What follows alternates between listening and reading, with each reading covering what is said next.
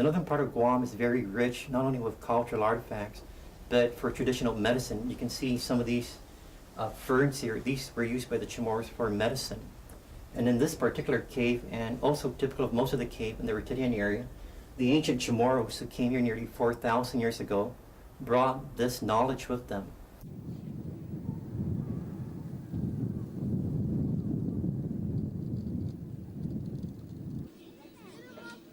Well, we're now in the village of Humatic, which is in the southern, western side of the island. And in 1521, Magellan, on March 6, Magellan arrived here in the Mariana Islands. And through documentaries, it was alleged that this is where he landed, and also through oral tradition. And the monument that we are now in front of, this was a monument that was originally, a cross was erected here, and in 1925 it was replaced by this monument. So after many weeks of traveling throughout the vast Pacific, they eventually reached Guam.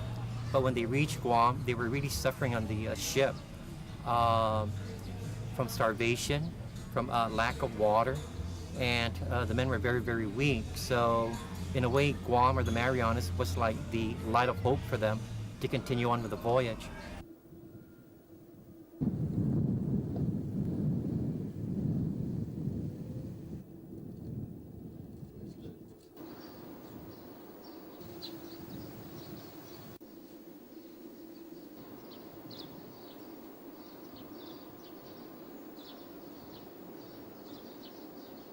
The Spanish not only came here after the discovery, but eventually established what we call the colonial government of the Spanish Empire, which Guam and the Marianas, including the Carolines and Micronesia, were all a part of.